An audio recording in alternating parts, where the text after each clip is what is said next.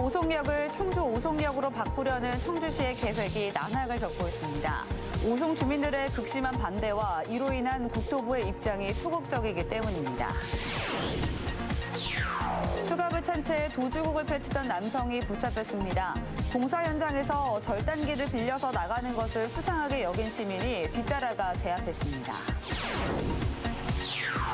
충북의 안전체험관 이용률이 다른 지역에 비해 낮은 것으로 나타났습니다. 오히려 성인들의 이용객 수가 학생들보다 더 많은 만큼 학교 단위의 교육 참여가 요구되고 있습니다. 연탄이 필요한 에너지 취약계층은 전국적으로 4만 가구가 넘습니다. 하지만 수요 감소로 문을 닫는 연탄 공장이 늘고 있어 겨울나기가 더욱 혹독해지고 있습니다.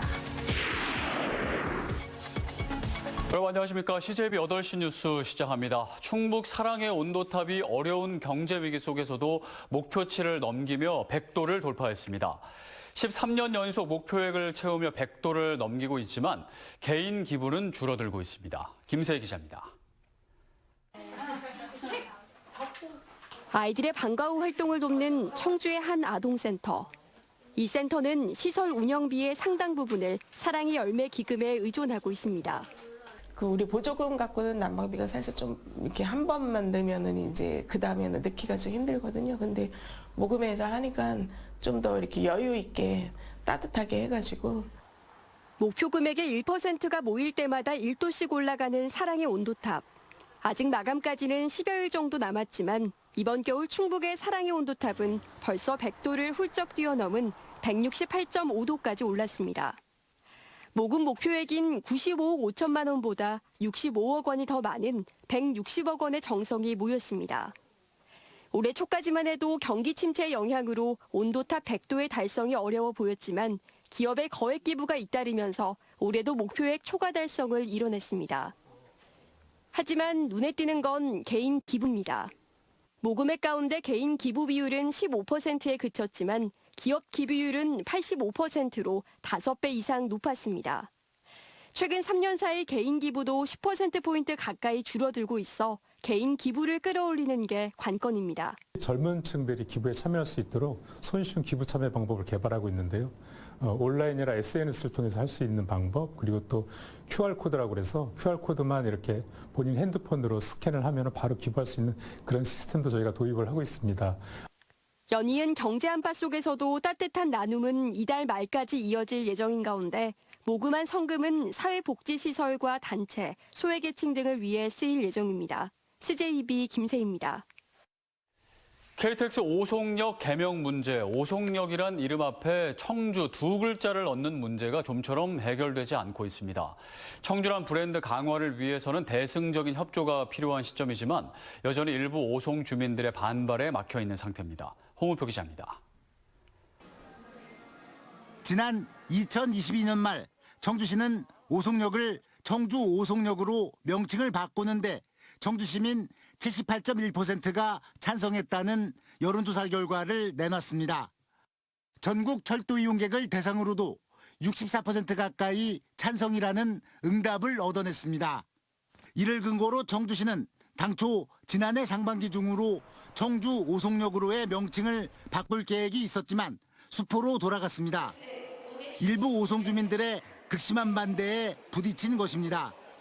게다가 국토교통부는 역명 변경에 반대 민원이 있다는 이유로 청주 오송역으로의 개명에 소극적인 입장을 유지하고 있습니다. 오송역에 청주 단 두 글자를 더 붙이는 일이 깊은 수렁에 빠져버린 셈이 된 것입니다. 그 위상이 광역시 수준에 걸맞는 청주시가 발전을 했는데 오송이라는 지명으로 인해서 청주의 브랜드 가치가 제대로 활용 홍보가 되질 않고 있습니다. 그래서 그 위상에 걸맞게 청주 오송역으로 명칭을 부여를 해서 청주시는 오는 27일과 31일 두 차례 주민 공청회를 열어 마지막 설득에 나설 계획입니다. 하지만 일부 반대 오송 주민의 입장이 바뀌지 않더라도 오송역이 청주 시민과 전 국민이 이용하는 시설이라는 당위성을 갖고 이범석 시장이 다시 한번 직접 나서 적극적으로 국토교통부를 설득할 필요가 있습니다. CJB 홍우표입니다. 고용노동부 청주지청은 임금 체불 없는 설 명절을 위해 체불 예방과 조기 청산 집중 지도 기간을 운영합니다.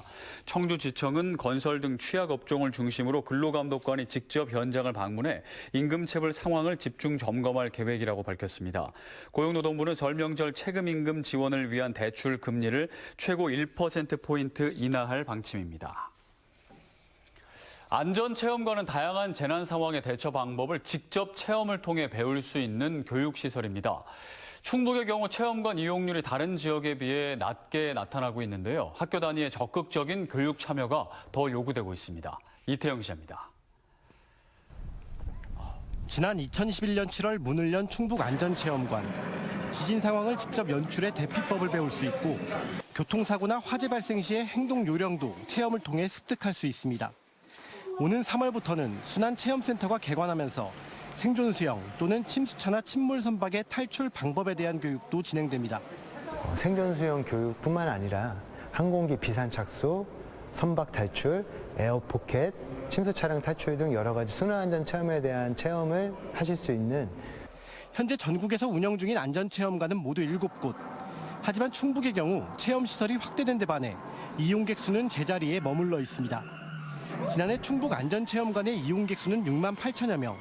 울산이나 경남 등의 지역에서는 1년 사이 3, 4만 명 이상 증가한 데 반해 충북은 단 1,300명 증가하는 데 그쳤습니다. 연령대별로 살펴봐도 오히려 성인들의 이용객 수가 학생들보다 더 많은 만큼 학교 단위의 교육 참여가 더 요구되고 있습니다. 안전 교육과 체험을 국민들이 가급적 많이 하셔서 실제 상황에서 안전하게 대피하고 대응할 수 있도록. 정부는 올해부터 어린이나 학생들의 참여율을 높이기 위해 우선 예약권 등의 정책을 실행하는 한편 다양해지는 재난에 대비하기 위해 안전체험관 내에서 감염병이나 인파사고에 대한 대처 요령 등의 교육 프로그램도 진행할 방침입니다. CJB 이태현입니다. 연탄이 꼭 필요한 에너지 취약계층은 전국적으로 4만 가구가 넘습니다. 하지만 해마다 수요가 줄어 문을 닫는 연탄 공장이 늘고 있는 게 현실인데요. 안정은 기자가 취재했습니다. 단양군의 한 가정집에 연탄 옮기는 손길이 분주합니다.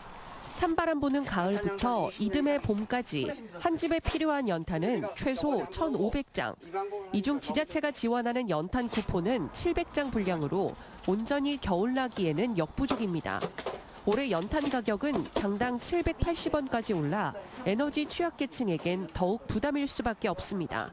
버는 게 없어요. 우리 뭐 일해야 노인 일자리 그거 해가지고 벌고 뭐 또 옛날에 그래도 저기 뭐 국민연금 조금 들어놨던 거 몇십만 원 나오는 거 그거 가지고 사니까 맨날 학교 가면 살아야 돼요. 연탄 판매자도 해마다 거래처가 줄어 걱정입니다. 기름 가스 보일러로 전환하는 가정이 늘면서 연탄 수요가 급격히 줄었기 때문입니다. 젊은 사람들은 연탄 떼는 사람들이 별로 없어요. 그래서 할머니, 이제 할아버지 일자리야. 연세 많으신 분들이 점점 고령화가 되니까 연탄이 점점 주는 것 같아요. 연탄 공장은 울며 겨자 먹기로 가동하는 실정입니다. 단양군 유일의 연탄 공장은 생산 라인 3개 중 1개만 가동하는데 그마저도 수요가 있을 때만 만들고 있습니다. 석탄을 가져올 수 있는 탄광도 정부의 연탄 제조 지원금도 줄어들면서 수익성을 기대하기 어렵다고 말합니다.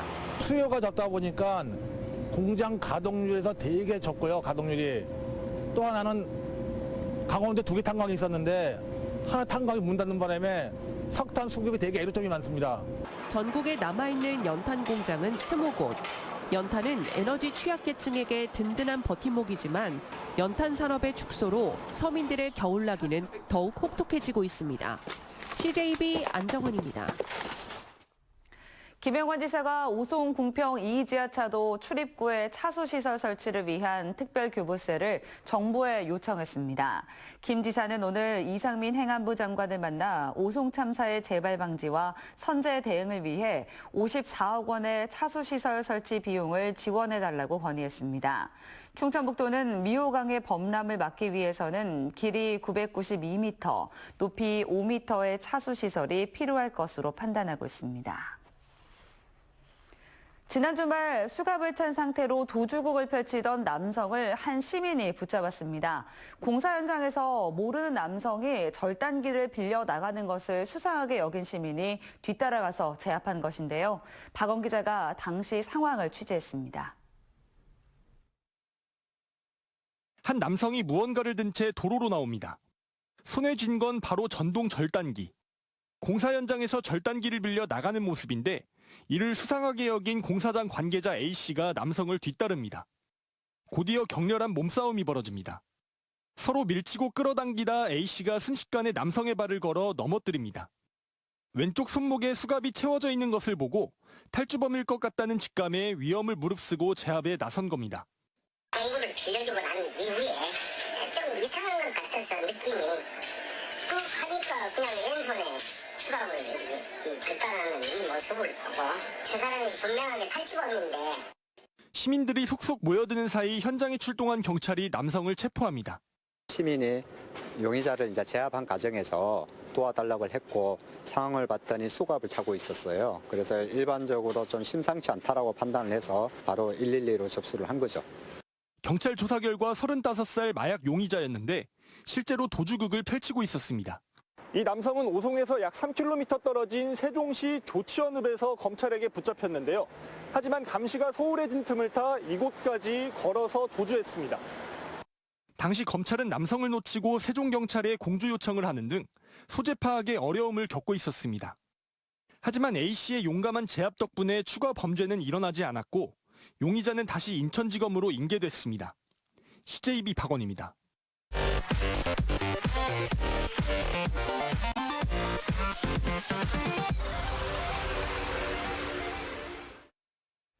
충청북도가 설 명절 수요가 많은 성수식품에 대해 시군과 함께 합동 점검에 나섭니다. 도는 백신 2개 명절 선물 또는 제수용품을 취급하는 업소에 대해 점검을 벌이고 위반 업체에는 행정처분과 함께 형사고발도 병행할 방침이라고 밝혔습니다. 충주시가 시내버스 노선체계 개편 용역 최종 보고회를 열고 오는 5월부터 본격 추진에 들어간다고 밝혔습니다. 주요 개편안은 100개에 이르는 현 노선을 71개로 통폐합하거나 간소화, 시내 서충주 대학 순환 노선 신설, 벽지마을 수요 응답형 버스 도입 등입니다.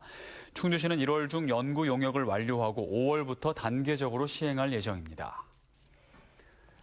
국민의힘 소속인 김학도 전 충청북도 경제수석 보좌관이 제22대 국회의원 선거에서 청주 흥덕구 출마를 선언했습니다.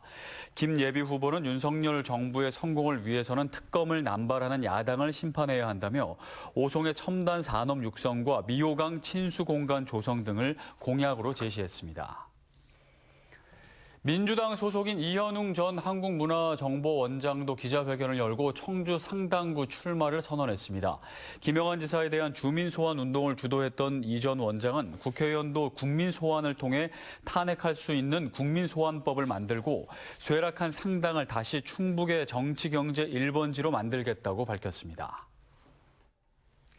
전원표 전 충북도 의원이 오늘 제천시청에서 기자회견을 열고 22대 총선에 제천 단양 지역구 출마를 공식 선언했습니다. 전 예비후보는 엄태영 국회의원이 최근 공개한 의정 성과가 실제보다 부풀려졌다며 이번 총선에서 검증된 일꾼인 자신을 선택해 새로운 제천 단양을 만들어 나가자고 주장했습니다. 더불어민주당 충북도당은 동남 4군 국민의힘 박덕흠 의원을 공직선거법 위반 혐의로 충북 선관위에 고발했다고 밝혔습니다. 민주당 충북도당은 박덕흠 의원은 지난해 12월 3일 본인의 지역구인 보은군에서 개최한 출판 기념회에서 선거 구민에게 전문 마술사에 의한 마술쇼를 무료로 제공한 사실이 있고 이는 공직선거법상 기부행위에 해당한다고 주장했습니다. 민주당 충북도당은 공정한 선거 질서 확립을 위해 박덕흠 의원에 대한 소환 조사 등 최대한 신속하고 엄정한 수사를 해줄 것을 선관위에 요구했습니다. 음성군이 올해 일손이 부족한 농가 1,200곳에 2,500명의 인력을 투입할 계획입니다. 이를 위해 1억 7천여만 원의 사업비를 들여 충북형 도시농부 사업을 추진합니다. 충북형 도시농부는 도시에 거주하는 주민이 하루 4시간 농가에서 일하면 일당 6만 원을 농가가 지급하고 40%인 2만 4천 원을 군에서 농가에 지원하는 사업입니다.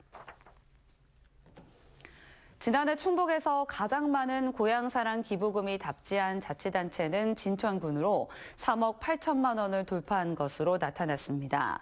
진천군은 지난해 고향사랑 기부금이 당초 목표보다 2배 이상 많은 3억 8,600만 원을 넘어섰으며 전체 기부 건수인 1,500여 건 중 84.4%가 10만 원 이하의 소액 기부라고 밝혔습니다.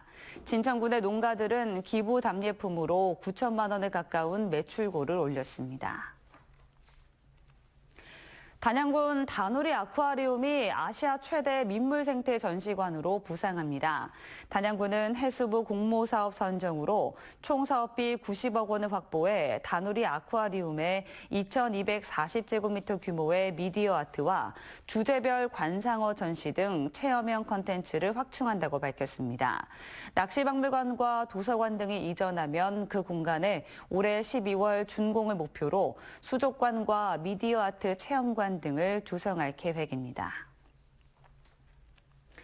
청주지방법원 형사 5단독은 작업 중이던 도로보수 차량을 들이받아 도로보수원 1명을 숨지게 한 화물차 기사 A씨에게 금고 1년에 집행유예 2년을 선고했습니다. 또 40시간의 준법 운전 강의 수강과 120시간의 사회봉사를 명령했습니다. A씨는 지난 2022년 10월 청주시 옥산면의 한 도로에서 8.5톤 트럭을 타고 졸음 운전을 하다 도로보수 현장을 덮쳐 40대 남성을 숨지게 한 혐의로 재판에 넘겨졌습니다. 어제 오전 8시 54분쯤 충주시 봉방동의 한 건물 1층 계단에서 69살 A씨가 숨진 채 발견됐습니다. 경찰은 A씨가 인근 경로당에서 술을 마신 뒤 집으로 귀가하던 중 저체온증으로 변을 당한 것으로 보고 정확한 사건 경위를 조사하고 있습니다. 충북 사랑의 온도탑이 100도를 초과 달성했습니다. 어려운 시기 더 어려운 이들을 위해 손을 내밀어 주신 분들께 감사의 말씀을 드립니다. 모인 성금이 어둡고 긴 터널에 있는 이웃들에게 조금 더 힘을 낼 수 있는 희망이 되었으면 합니다. 이상으로 CJB 8시 뉴스를 마칩니다. 시청해주신 여러분 고맙습니다.